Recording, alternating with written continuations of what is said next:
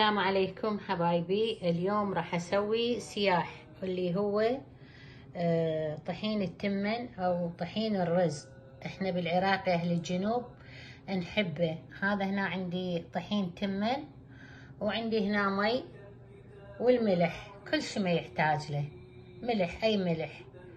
هسه راح اخبطه بس مي وملح، وتخبطونه تسوونه سائل خفيف، وتحمون الطاوة يعني كلش حارة، وتخلونه بالطاوة. هسه راح اشوفكم الطريقة.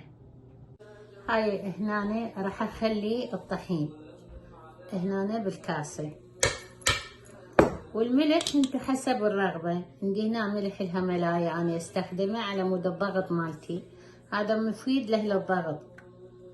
الملح حسب الرغبة يعني. طيب شوفوا العجينة شلون صارت، يعني كلش خفيفة كلش خفيفة. هسه راح اشوفكم شلون اسوي خبز الرز. واني قلت لكم حاطه الطاوه قبل ما اعجن العجينه.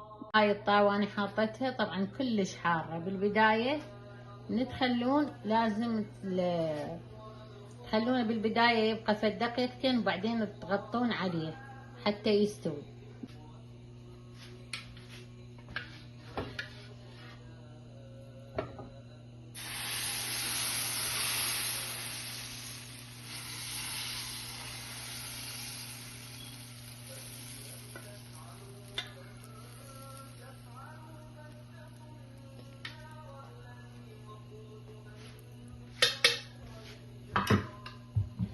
هسه نغطيها.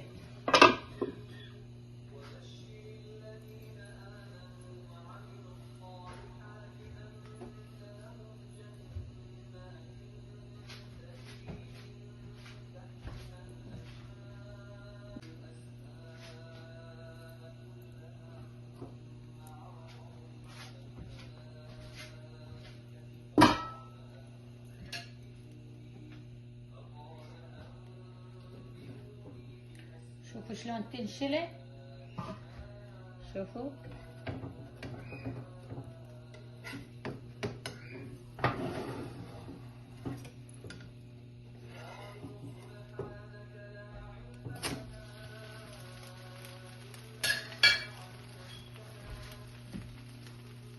اني احبها مقرمشه، لا ضفت زيت ولا شي، بس مجرد عليكم تحمون الطاوة زين كلش حارة تكون.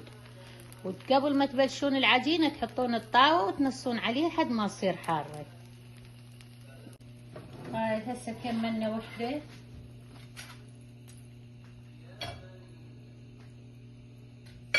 لازم تمسحونها الطاوة.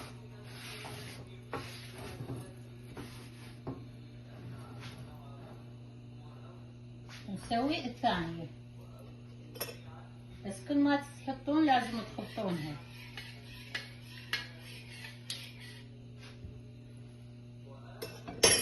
يعني تخبطونها العجينة.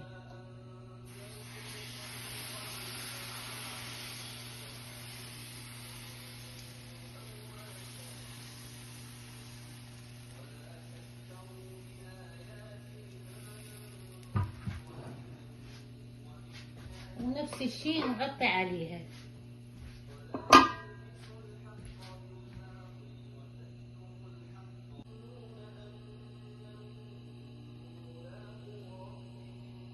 هاي عندهم حساسية للدايت، ما يعني يقدرون ياكلوا الخبز بسبب الجلوتين. هذا كله زين، لا خمرة لا جلوتين لا شيء. وهذا خبزنا اليوم خبز التمة خلص.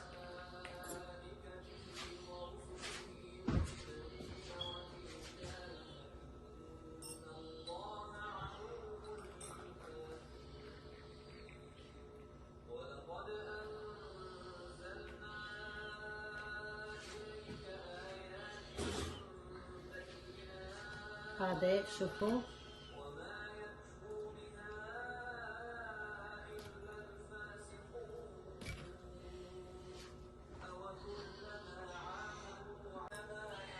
حبايبي، هذا السياح مالتنا. شوفوا شلونه انا احبه شويه يعني مقسم. هاي اليوم طبختنا وخبز الرز، وان شاء الله يعجبكم. لا تنسونا من اللايك والسبسكرايب، وشكرا لمتابعيني.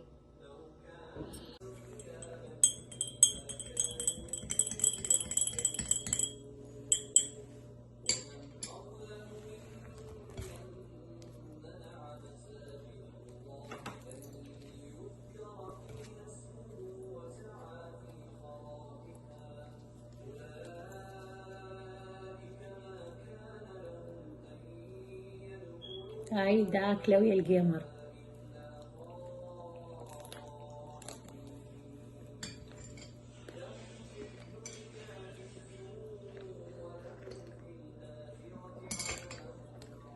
اللهم صل على محمد وآل محمد. طعمه يخبر، زرقوق بنفس الوقت صحي، يعني كلش طيب. مو يعني أحمد نفسي لو أحمد الخبز مالتي، لا والله.